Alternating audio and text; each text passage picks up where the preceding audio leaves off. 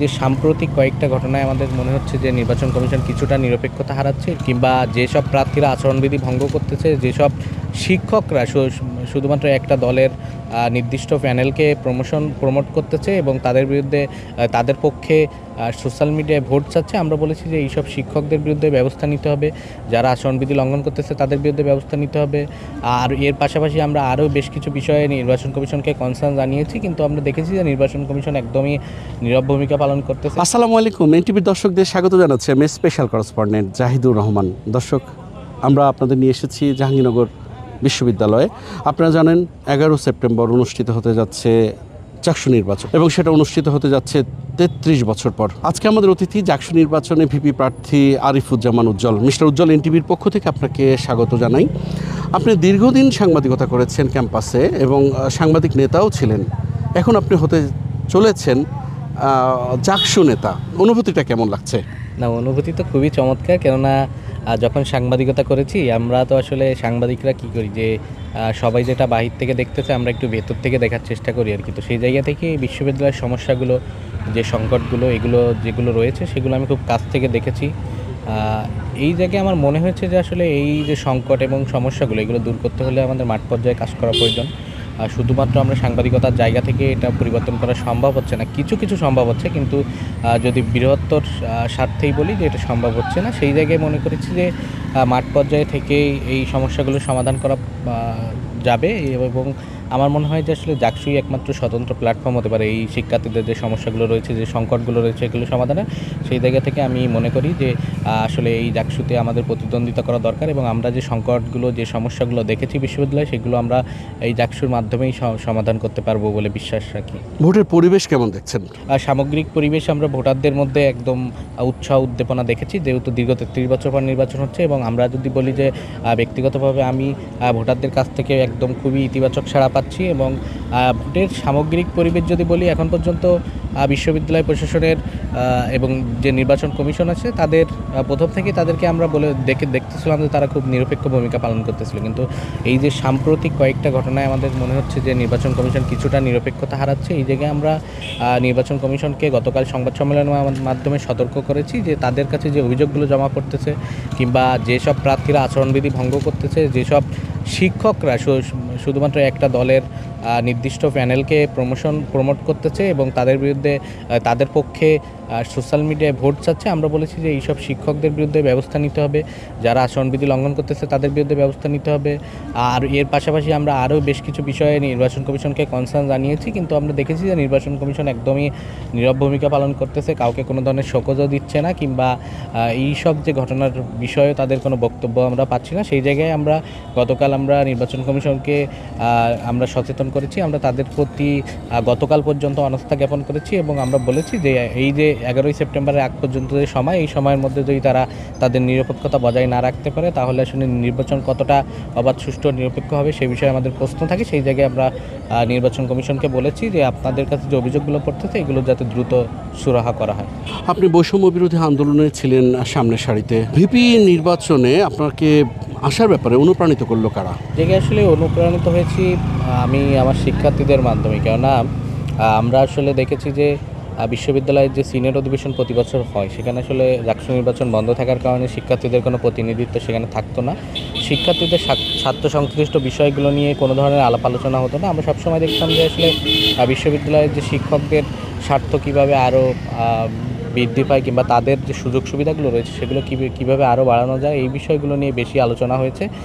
তো এই জায়গা থেকে আমার মনে হয়েছে যে আসলে যেহেতু শিক্ষার্থীদের এই সংকটগুলো, সমস্যাগুলো আমরা খুব কাছ থেকে দেখেছি, এবং আমি মনে করি যে আমরা যে জাকসুর মাধ্যমে নির্বাচিত হই, এই যে বিশ্ববিদ্যালয় সিনেট অধিবেশনে গিয়ে আমরা শিক্ষার্থীদের কণ্ঠস্বর হয়ে কথা বলতে পারবো, এবং শিক্ষার্থীদের জন্য যে বিদ্যমান সংকটগুলো রয়েছে, যে সমস্যাগুলো রয়েছে বিশ্ববিদ্যালয়ে, সেগুলো আমরা সমাধান করতে পারবো। সেই জায়গা থেকে আমার মনে হয়েছে যে আমি ভিপি পদেই প্রতিদ্বন্দ্বিতা করতে পারবো। এবং আরেকটা অনুপ্রেরণা আছে যে আমরা আসলে গণঅভ্যুত্থানের পর থেকে শিক্ষার্থীদের জন্য, মানে তখন তো আসলে জাকসু ছিল না, কিংবা জাকসু যে হবে এর কোনো নিশ্চয়তাও ছিল না, তারপরেও কিন্তু আমরা শিক্ষার্থীদের জন্য বিভিন্ন ধরনের কাজ করেছি। আমরা বিশ্ববিদ্যালয়ে অটোমেশন চালুর ব্যাপারে আন্দোলন করেছিলাম, এবং তার একটা ফলাফল শিক্ষার্থীরা পাচ্ছে। আমাদের বিশ্ববিদ্যালয় গ্রন্থাগার ইতিমধ্যে অটোমেশনের আওতায় আসতেছে। এর পাশাপাশি আরও বেশ কিছু যৌক্তিক আন্দোলনে, এর মধ্যে একটা মোটা দাগে যদি বলি যে আমরা একাডেমিক সংস্কারের একটা আন্দোলন করেছিলাম, সেখানে আমাদের বিশ্ববিদ্যালয়ে যে বিতর্কিত শিক্ষক নিয়োগ নীতিমালা ছিল সেটা পরিবর্তনের দাবি জানিয়েছিলাম এবং সেটারও ফলাফল কিন্তু ইতিমধ্যে এসেছে। এবং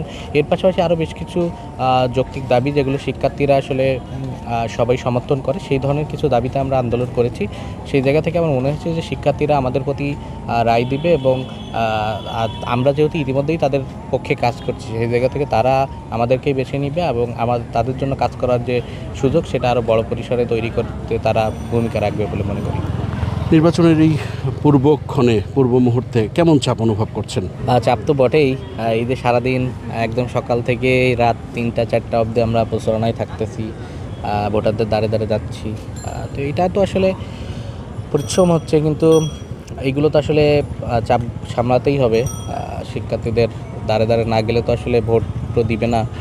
কেননা আমরা বিশ্ববিদ্যালয়ের শিক্ষার্থীদের মধ্যে একটা এই যে বেশ গত কয়েকদিনে যে আমরা শিক্ষার্থীদের কাছাকাছি গিয়েছি, একদম ডোর টু ডোর গিয়েছি আমি, হলগুলোতে একদম প্রত্যেকটা রুমে গিয়েছি, শিক্ষার্থীদের কাছে গিয়েছি, তাদের সাথে কথা বলেছি, হাত মিলিয়েছি। তো এই জায়গায় আমার যেটা মনে হয়েছে যে আসলে শিক্ষার্থীদের শুধুমাত্র বিশ্ববিদ্যালয়ের ফেস ভ্যালু দিয়ে আসলে ভোট দিবে না শিক্ষার্থীদের কাছে যে প্রার্থী যাবে তার সাথে কথা বলার পরে তারা যাকে মনে করবে যে না এই আমাদের জন্য যোগ্য, এই ব্যক্তি আমাদের জন্য প্রশাসনের চোখে চোখ রেখে আমাদের অধিকার আদায় করতে পারবে, এই সব কিছু বিবেচনা করেই আসলে তারা ভোট দিবে। তো এই জায়গা থেকে আমরা সবার কাছে কাছে যাচ্ছি, আমিও যাচ্ছি।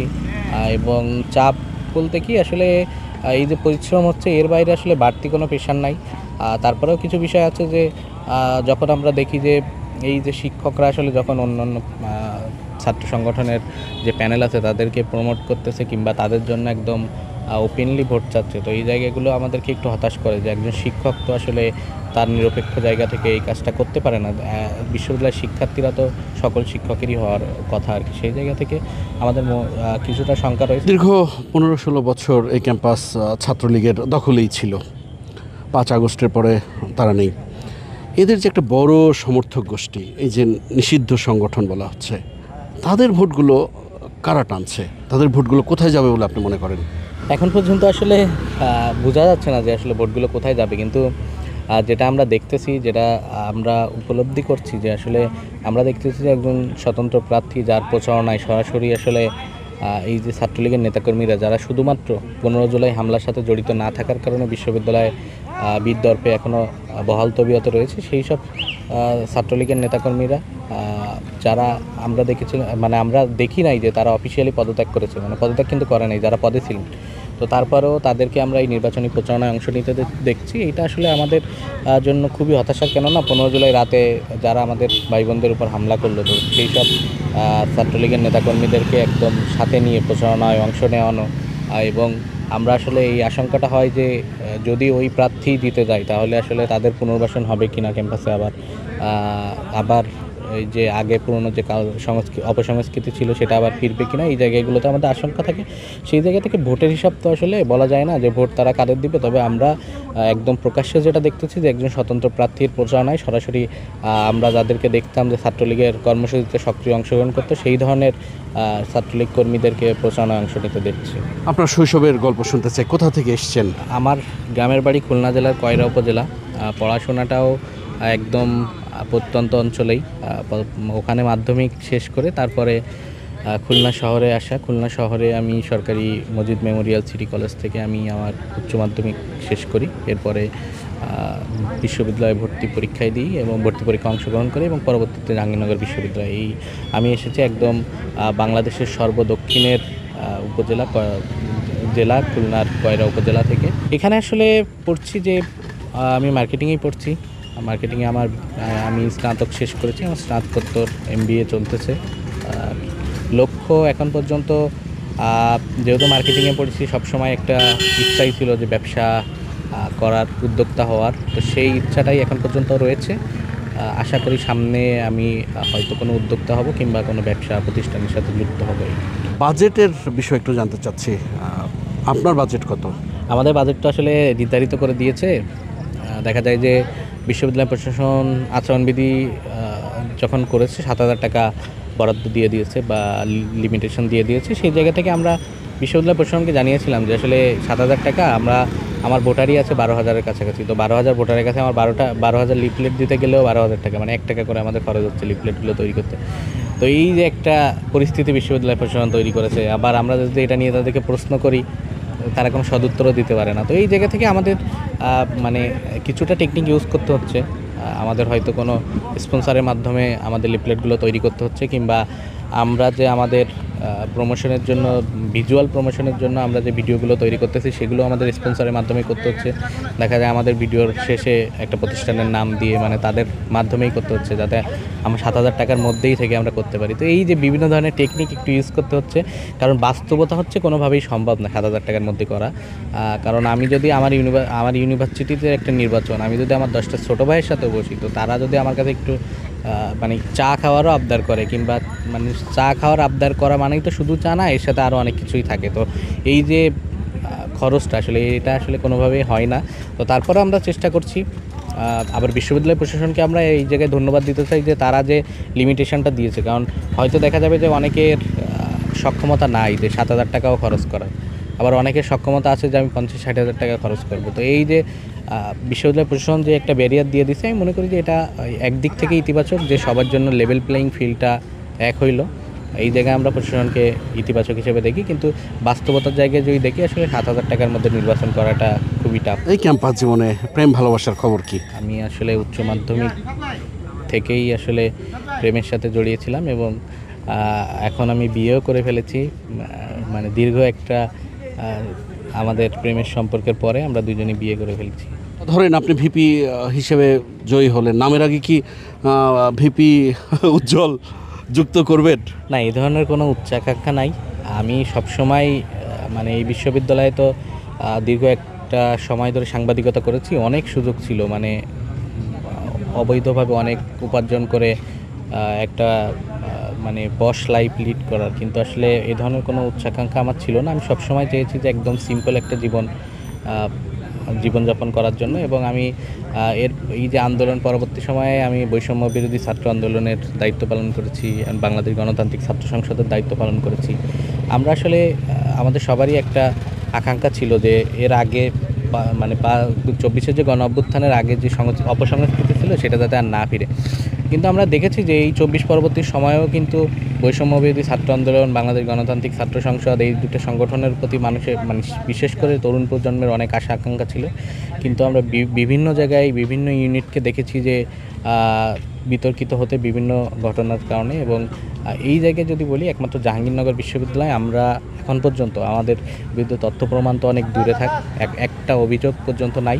এই জায়গায় আসলে সুযোগ কিন্তু অনেক ছিল, তারপরেও নাই। কারণ হচ্ছে আমরা সবসময় চেয়েছি যে সৎ এবং মানে আমাদের যে সততা সেটা ধরে রাখার জন্য আমরা কখনোই বিতর্কিত হতে চাইনি। দর্শক, এতক্ষণ আমাদের সঙ্গে ছিলেন জাকসু নির্বাচনে ভিপি প্রার্থী আরিফুজ্জামান উজ্জ্বল। নিশ্চয়ই আগামীতে নতুন কোনো অতিথি নিয়ে চেষ্টা করব আপনাদের সামনে হাজির হবার। ততক্ষণ পর্যন্ত সবাই ভালো থাকবেন, সুস্থ থাকবেন, এনটিভির সঙ্গে থাকবেন।